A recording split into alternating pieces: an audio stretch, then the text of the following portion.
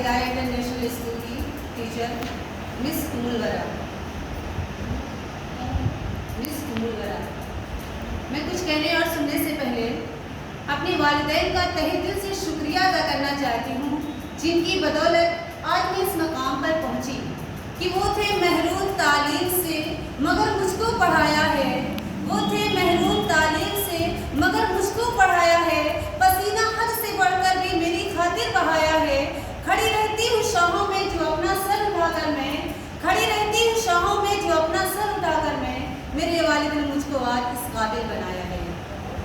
صدر عالی وقار، آج مجھے جس موضوع پر لب کشائی کرنے کا موقع ملا ہے وہ یہ ہے کہ تعلیم ہی سکھاتی ہے جینے کا سلیقہ۔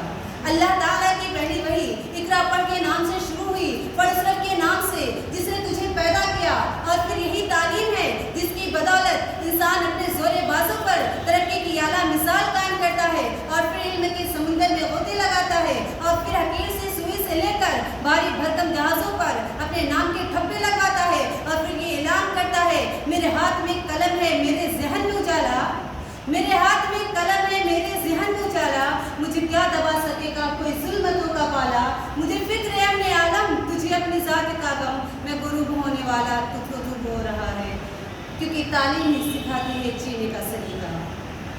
صدر عالی وقار، اسی تعلیم کی بدولت اللہ تعالیٰ نے، اسی تعلیم کی بدولت آپ کی پرستش کرنے والوں نے آپ کو اپنے قابو میں کر لیا، اور پھر کیا تھا؟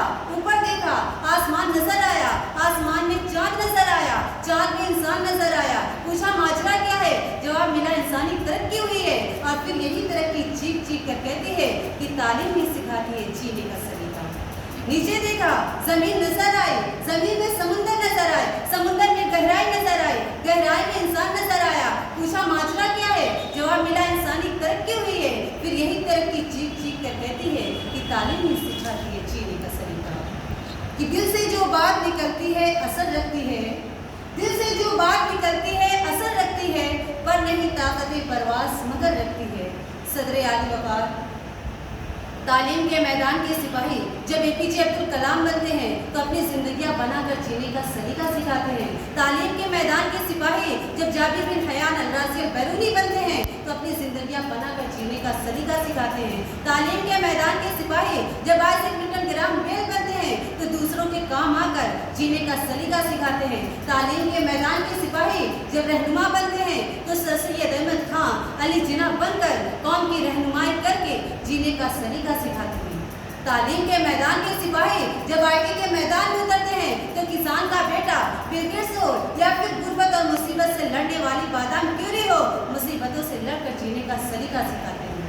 تعلیم کے میدان کے سپاہی جب کچھ کرنے کی ٹھان لیتے ہیں تو پوری دنیا کو اپنی انگلی پر اپنی انگلیوں کا غلام بنا کر جینے کا سلیقہ سکھاتے ہیں۔ تعلیم کے میدان کے سپاہی جب معیشت دان بنتے ہیں تو جناتن لیبن کی صورت میں افریقی باشندوں کی زندگیاں سنوار کر جینے کا سلیقہ سکھاتے ہیں۔ تعلیم کے میدان کے سپاہی جب کچھ کرنے کی ٹھان لیتے ہیں تو کوئی انہیں روک نہیں سکتا۔ یہ جو قسمت ہے، لوگ کہتے ہیں قسمت اور مقدر سے کچھ حاصل نہیں ہوتا بلکہ محنت سے حاصل ہوتا ہے۔ آج انسان چاند پر قدم رکھنے میں کامیاب ہوا تو وجہ قسمت نہیں، مقدر نہیں بلکہ محنت تھی۔ کنویں پیاس بجھانے کے لیے کنویں تک چل کر جانے کے بجائے کنویں سے مقدر کو کھینچ کر لانے والے آج کامیاب نہیں بلکہ ناکام ہیں۔ یہ جو قسمت ہے مقدر نہیں مانتی میں، یہ جو قسمت ہے مقدر ہے نہیں مانتی میں۔ میں اپنی تقریر کا اختتام ایک شعر کے ساتھ کرنا چاہتی ہوں۔